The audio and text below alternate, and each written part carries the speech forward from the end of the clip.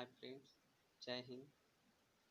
मैं आज आप लोग को भारत की स्वतंत्रता दिवस के शुभ अवसर पे स्वतंत्रता की पूरी कहानी सुनाने जा रहा हूँ। तो शुरू करते हैं। अंग्रेजों ने भारत पे लगभग 200 वर्षों तक राज किया। 1757 से ही भारतीय और अंग्रेजों के बीच संघर्ष का उल्लेख मिलता है। अंग्रेज भारतीयों को आपस में लड़ाकर राज करना चाहते थे। प्लासी के युद्ध में उन्होंने ऐसा ही किया।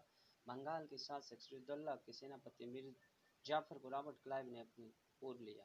इसकी गद्दारी के कारण ही अंग्रेज सफल हुए। प्रारंभ में अंग्रेज का मन खोटा था, वो अपना ही फायदा सोचता था।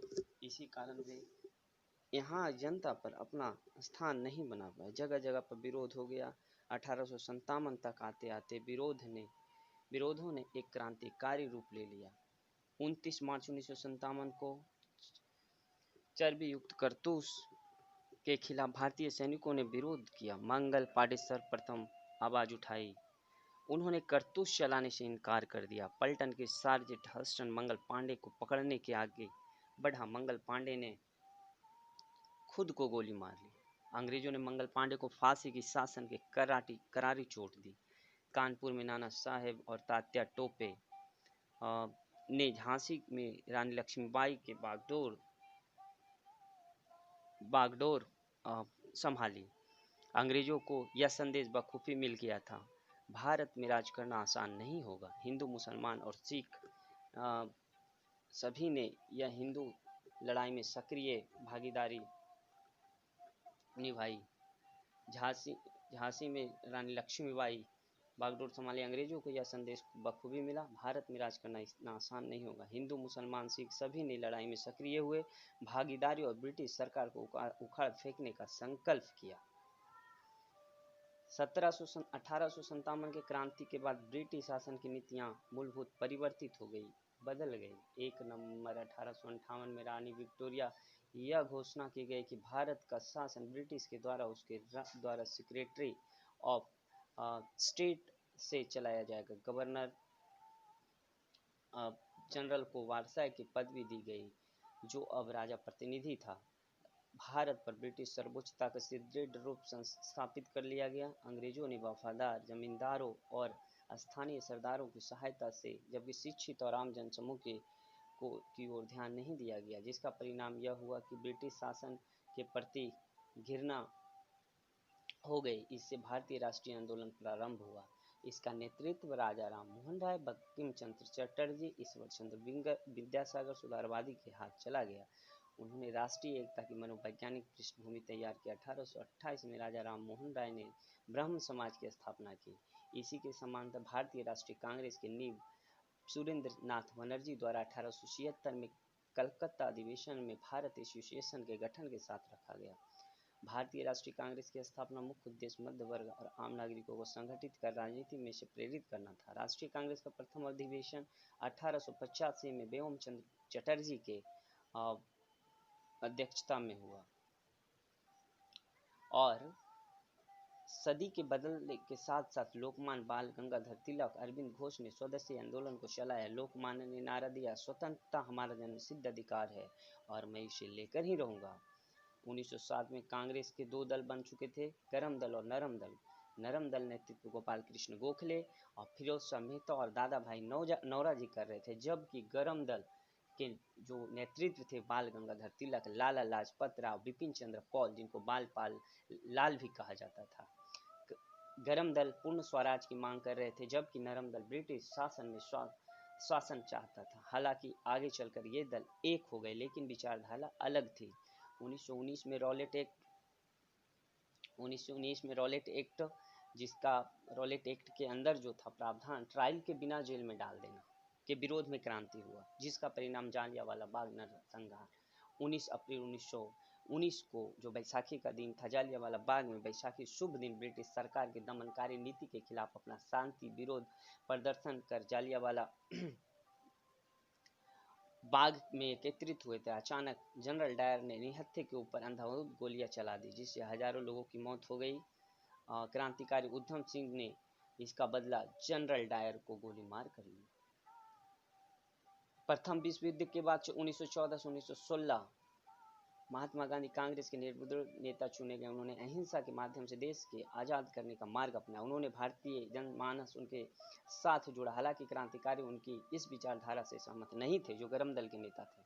सुभाष चंद्र बोस, भगत सिंह, चंद्रशेखर आजाद, मुक्तेश्वर दत्त और क्रांतिकारियों का मानना था कि हिंसक और उग्र तरीके से आज़ादी हासिल की जा सकती है।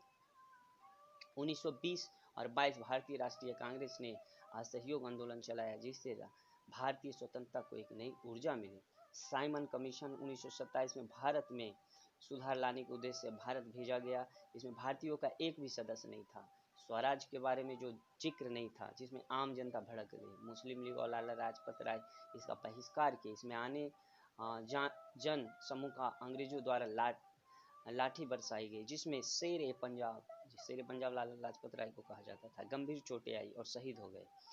1929 में प्रारंभ में गांधी जी नेतृत्व में अवज्ञा आंदोलन शुरू किया, जिसका लक्ष्य ब्रिटिश सरकार के आदेशों का पूर्णतः विरोध करना था। यह निश्चित किया गया कि 26 जनवरी 1930 को स्वतंत्रता दिवस मनाया जाएगा। 26 जनवरी 1930 को पूरे देश में बैठकें आयोजित थी। कांग्रेस द्वारा झंडा फहराया गया। ब्रिटिश सरकार ने इस आंदोलन को पूर्णतः दबाने के लिए गांधी, नेहरू, हजारों लोग को जेल में डाल दिए गए। इसके साथ ही विदेशी निरंकुश शासन के खिलाफ प्रदर्शन स्वरूप दिल्ली के असेंबली हॉल लोकसभा में बम फेंकने के आरोप में भगत सिंह, सुखदेव और राजगुरु को 23 मार्च 1931 को फांसी दे दी गई अंग्रेज के द्वारा। लेकिन हमारे जो वीर थे, ये फांसी जो है हंसकर ले लिए अपने देश की आज़ादी के लिए, और नारा लगाते हुए अगस्त 1942 में गांधी जी ने अंग्रेज भारत छोड़ो आंदोलन की शुरुआत की, जिसमें उन्होंने नारा दिया, करो या मरो का। इस आंदोलन ने अंग्रेजों को भारत छोड़ने पर मजबूर कर दिया। इस आंदोलन सार्वजनिक स्थलों, रेलवे स्टेशनों और सरकारी कार्यस्थलों में शुरू हुआ। जगह जगह तोड़ फोड़, हिंसा के सारे तंत्र व्यस्त हो गए। कांग्रेस का प्रतिबंध लगा दिया गया। अंग्रेजों को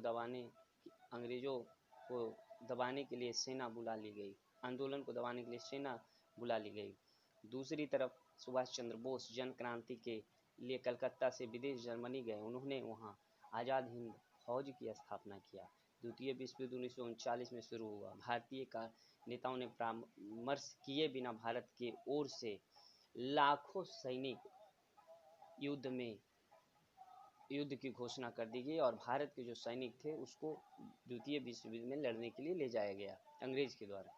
सुभाष चंद्र बोस ने जापान की सहायता ब्रिटिश सेनाओं से संघर्ष किया।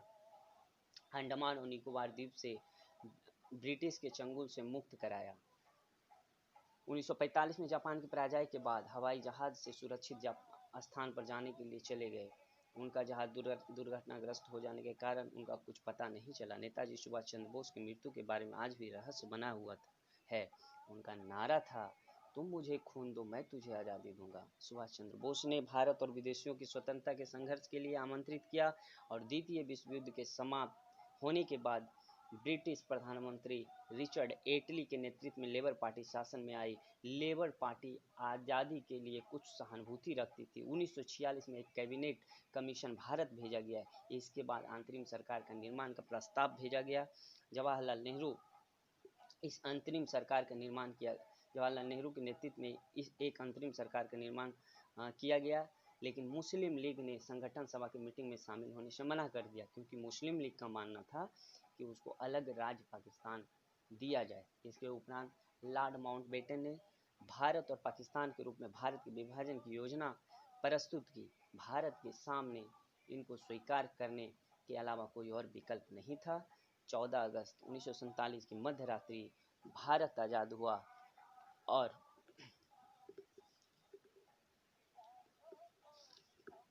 15 अगस्त 1947 को भारत स्वतंत्र हुआ। जवाहरलाल नेहरू इसके प्रथम प्रधानमंत्री हुए। इसके बाद भारत का स्वतंत्र संविधान बनाने का कार्य आरंभ हुआ, जिसमें 2 वर्ष से कुछ अधिक लग गया। 26 जनवरी 1950 को स्वतंत्र भारत का संविधान लागू हुआ, जिसके अनुसार भारत संपूर्ण प्रभुत्व गणराज्य घोषित किया। डॉक्टर राजेंद्र प्रसाद प्रथम राष्ट्रपति बने। तो दोस्तों, ये थी पूरी आज़ादी की कहानी, और अगले एपिसोड में हम द्वितीय विश्व युद्ध की पूरी कहानी लाएंगे। तब तक के लिए धन्यवाद। जय हिंद, जय भारत।